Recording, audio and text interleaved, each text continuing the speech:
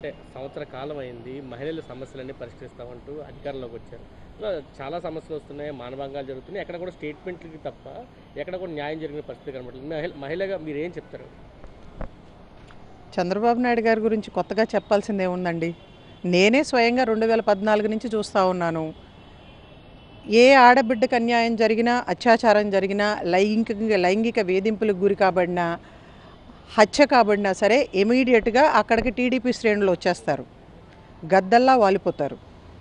అది చేస్తాం, ఇది చేస్తాం, మేము ఇప్పుడు అధికారంలో లేకపోయాం కాబట్టి మేము ఏమీ చేయలేకపోతా ఉన్నాము, ప్రభుత్వాలు అన్యాయం చేస్తూ ఉన్నాయని చెప్పి మాట్లాడతారు. అధికారంలోకి వచ్చిన తర్వాత అయితే వాళ్ళకి టైమే లేదు. ఇప్పుడు 2024 ఎన్నికల తర్వాత నుంచి కూడా ఒక మహిళకి హోంమంత్రిగా అధికారాన్ని కట్టబెట్టడం జరిగింది. రీసెంట్గా ఏదో మహిళా కమిషన్ చైర్పర్సన్ అని చెప్పి మహిళల సమస్యల పట్ల ఏమాత్రం అవగాహన లేనటువంటి ఒక కొత్తగా ఆమె రాజకీయాలకు కూడా పరిచయం లేనటువంటి వ్యక్తికి అది కట్టబెట్టారు అని చెప్పి టీడీపీ శ్రేణులే రకరకాలుగా కూడా సోషల్ మీడియాలో విమర్శిస్తూ ఉన్నారు. కష్టపడిన వాళ్ళకి పదవులు ఇవ్వకుండా కేవలం డబ్బును బట్టి ఏదో లోపాయికార ఒప్పందాలు పెట్టుకుని పదవులు ఇచ్చారు అని చెప్పి వాళ్ళే విమర్శిస్తూ ఉన్నారు. అటువంటి వాళ్ళని హోంమంత్రులుగాను మహిళా కమిషన్ చైర్పర్సన్లుగాను అపాయింట్ చేస్తే ఏం ఒరుగుతుందండి మహిళలకి? హోంమంత్రి అనిత గారేమో అధికారంలోకి వచ్చిన తర్వాత పదవి తీసుకున్న తర్వాత చాలా హడావుడి చేసింది ఆవిడ. పోలీసుల చేత రివ్యూలు అంది. ఈ రాష్ట్రానికి గంజాయి కానీ మాదక ద్రవ్యాలు కానీ ఎట్టి పరిస్థితుల్లో లేని రాష్ట్రంగా చేస్తాము అని చెప్పి సవాళ్ళు విసిరారు. మన బందర్ రోడ్లోనే ఒక ఫ్యాషన్ పెరేడ్ కూడా నిర్వహించారు కదా. ఆ తర్వాత కడప జిల్లా మొదలుపెట్టుకుని చాలా ప్రాంతాల్లో మహిళలపైన అత్యాచారాలు జరిగినాయి, చంపేయబడ్డారు. అదేవిధంగా రాజమండ్రిలో ఒక ఫార్మసీ విద్యార్థిని వేధింపుల వల్ల సూసైడ్ చేసుకోవడం జరిగింది. ఇవన్నీ ప్రతిసారి కూడా చూస్తూనే ఉన్నాం మనం. నిన్నటి నుంచి చాలా గొప్పగా మహానాడు కడప జిల్లాలో నిర్వహించుకుంటా ఉన్నారు. నువ్వు అధికారంలో లేనప్పుడు కడపలో కానీ ఇంకెక్కడైనా ఎవరి గెడ్డ మీదైనా సరే ఛాలెంజ్ చేసి మీరు నిర్వహించుకుంటే శభాష్ అంటారు టీడీపీ శ్రేణులైనా ఎవరైనా ఇతర పార్టీల వాళ్ళు కూడా. అధికారంలోకి వచ్చిన తర్వాత కక్షపూరితమైనటువంటి రాజకీయాలు చేస్తా భయపెట్టి బెదిరించి నువ్వేదో ఉరగబెడుతున్నావు అనుకుంటే ఇవన్నీ చూడటానికి బాగుంటాయి కానీ నవ్వుకోవటానికి బాగున్నాయి కానీ ప్రజలకి ఏమాత్రం న్యాయం జరగట్లేదు అనేది చాలా స్పష్టంగా రుజువుతూ ఉంది. సుగాలి ప్రీతి అనే పేరు పవన్ కళ్యాణ్ గారు కొన్ని వేల సార్లు ప్రతి సమావేశంలోనూ మాట్లాడాడు. వాళ్ళ అధికారంలోకి రాకముందు ప్రతిసారి ఎక్కడో ఒక ఆడబిడ్డకి అన్యాయం జరిగినప్పుడల్లా ఆడబిడ్డని ఆ కన్నిటిని వాళ్ళ మాన ప్రాణాలని అడ్డం పెట్టుకుని విమర్శలు చేసిన వాళ్ళు ఈ రోజున అధికారంలోకి వచ్చిన తర్వాత ఏ ఒక్క ఆడబిడ్డ ఎందుకు పవన్ కళ్యాణ్ చెప్పినటువంటి ఆ సుగాలి ప్రీతి కుటుంబానికి ఇప్పటివరకు మీరు న్యాయం చేయలేకపోయారు కదా. గత ప్రభుత్వం దిశ చట్టాన్ని తీసుకొచ్చింది, దానికి చట్టబద్ధత లేదు, పనికిరాని చట్టం అని విమర్శించారు కదా మీరు. మరి ఇప్పుడు మీరు అధికారంలోకి వచ్చిన తర్వాత ఏదో శక్తి అంట, శక్తి యాప్ అని చెప్తున్నారు. అక్కడ ఇక్కడ మాకేం పెద్ద తేడా కనిపించట్లేదు. దీనికి మాత్రం చట్టబద్ధత ఉందా? దీనివల్ల ఎవరికన్నా న్యాయం చేయగలిగారా? 21 రోజుల్లో మహిళా చట్టాలు ఏం తీసుకొచ్చినా కానీ ఆ దుర్మార్గుల్ని కఠినంగా శిక్షించాల్సినటువంటి బాధ్యత ప్రభుత్వాలపైన ఉంది.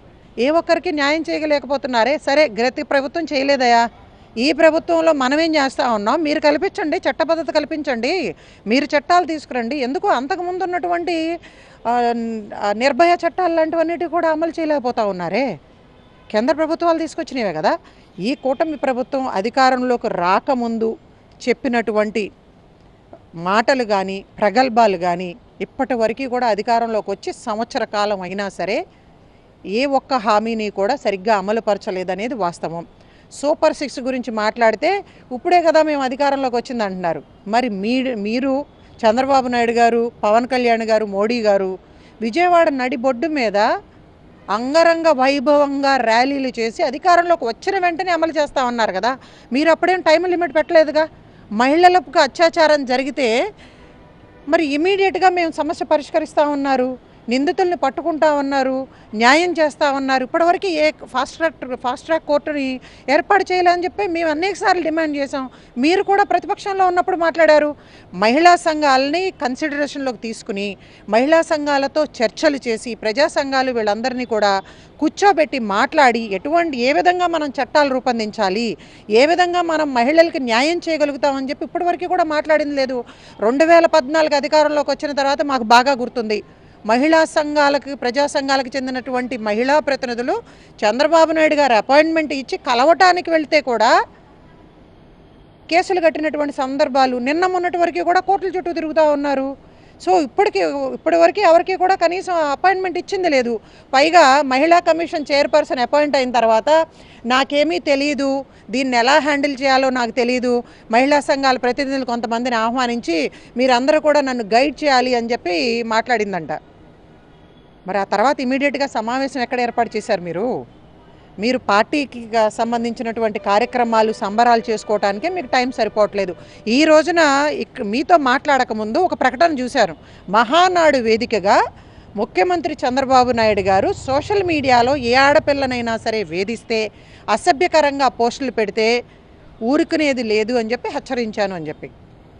ఈ కూటమి ప్రభుత్వం అధికారంలోకి వచ్చిన తర్వాత నేను అనేక మీడియా ఛానల్స్ ముందు ఈ ప్రభుత్వ వైఫల్యాల్ని తప్పుపడతా ఉన్నాను. నా ఫేస్బుక్లో సోషల్ మీడియాలో చాలా అసభ్యకరంగా టీడీపీకి చెందినటువంటి కార్యకర్తలు పోస్టులు పెడతా ఉన్నారు. నేను మాటలతో చెప్పలేను, వాటిల్ని మేము డిలీట్ చేసుకుంటా ఉన్నాం. ఎక్కడ మీరు వాళ్ళని శిక్షిస్తూ ఉన్నారు, ఎక్కడ చర్యలు తీసుకుంటా ఉన్నారు? ఇమీడియట్గా అధికారంలోకి వచ్చిన వెంటనే నేను చెప్పాను నన్ను బెదిరిస్తూ ఉన్నారు అని చెప్పి. మేము కాంగ్రెస్ కార్యకర్తలం, రాహుల్ గాంధీ గారి ఫాలోవర్సం. మేము ఏ ప్రభుత్వం అధికారంలోకి వచ్చినా లోపాయకారి ఒప్పందాలు పెట్టుకోవాల్సిన కర్మ మాకు లేదు. చాలా సీరియస్గా వార్న్ చేస్తూ ఉన్నాను, హెచ్చరిస్తూ ఉన్నాం ప్రభుత్వాలని. మహిళల పట్ల ఎవరైనా సరే ఎటువంటి అఘాయిత్యాలకు పాల్పడినా, అసభ్యకరమైనటువంటి పోస్టులు పెట్టినా పోరాడటానికి మాకు ధైర్యం ఉంది, ఆ దమ్ముంది. మీరే చర్యలు తీసుకోలేకుండా వైఫల్యం చెందుతూ మా పైన అసభ్యకరంగా మాట్లాడుతూ ఉన్నారు. మీరు చెప్పిన మాటలు నిలబెట్టుకోండి. మీరు అధికారంలోకి రావటానికి అనేక హామీలు ఇచ్చారు, సూపర్ 6తో పాటు మహిళలకు భద్రత కల్పిస్తా అన్నారు, గంజాయి మాదక ద్రవ్యాలు అరికడతా ఉన్నారు. రీసెంట్గా మా ఆత్కూరు పోలీస్ స్టేషన్ పరిధిలోనే నేను చాలా గట్టిగా మాట్లాడాను. గంజాయి మాదక ద్రవ్యాలు సేవించడం వల్ల ఒక మైనర్ బాలిక అత్యాచారం చేసి 4 రోజుల పాటు ఆమెను నిర్బంధించి మైనర్ యువకులందరూ కూడా వాడుకున్నారు. చాలా పెద్ద ఇష్యూ అయింది స్టేట్లో. ఇప్పటి వరకే న్యాయం చేయగలిగారా? ఆ తర్వాత హోంమంత్రి ఎక్కడైనా కనపడిందా? మేము ప్రశ్నిస్తే కూడా సమాధానం చెప్పలేకపోతుంది కదా హోంమంత్రి.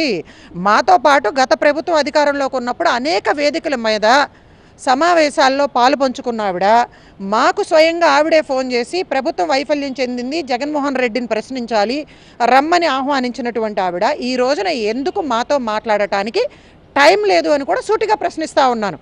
ఈ రోజున సాక్షి మీడియా వాళ్ళతో మాట్లాడుతున్నాను కాబట్టి చూడండి, నెక్స్ట్ ఇమ్మీడియట్గా మీరు దీన్ని టెలికాస్ట్ చేసిన వెంటనే, లేదంటే నా సోషల్ మీడియా ప్లాట్ఫామ్లో నేను అప్లోడ్ చేసిన వెంటనే ఎంతమంది టీడీపీ శ్రేణులు నా పైన దాడి చేస్తారు. గత ప్రభుత్వాలు ఉన్నప్పుడు కూడా నేను ఇదే విధంగా మాట్లాడాను కదా, ఎక్కడ ప్రశ్నించలేదు. మేము చేతగాని దద్దమ్మలు కాదు మీలాగా, అధికారం కోసం పాకులాడేవాళ్ళం, అంతకంటే కాదు. లేదంటే మా నాయకురాలు ఉంది షర్మిల అని చెప్పి వచ్చింది, మీ ఎన్డీఏ కూటమితో ఒప్పందాలు పెట్టుకున్నట్టు ఏదో డబ్బుల కోసం అధికారం కోసం లోబడిపోయినట్టు మేము అటువంటి వాళ్ళం కాదు. చాలా సిన్సియర్ కాంగ్రెస్ కార్యకర్తలం. అధికారం ఉన్నా లేకపోయినా ప్రజా సమస్యల పైన ఫైట్ చేస్తాం. మా నాయకుడు రాహుల్ గాంధీ గారు అదే చెప్పారు భారత్ జోడో యాత్రలో. ఆ దమ్ము ధైర్యం నాకుంది. ఇక చూసుకోండి, రేపటి నుంచి ఈ సాక్షి మీడియాతో మాట్లాడటం వల్ల ఎంతమంది టీడీపీ శ్రేణులు నా పైన దాడి చేస్తారో, ఎంత అసభ్యకరంగా పోస్టులు పెడతారో. ముఖ్యమంత్రి చంద్రబాబు నాయుడు గారు ఈ రోజున మీరు ఇచ్చినటువంటి ప్రకటనకి, హెచ్చరికకి కట్టుబడి ఉండండి అని కూడా నేను డిమాండ్ చేస్తూ ఉన్నాను.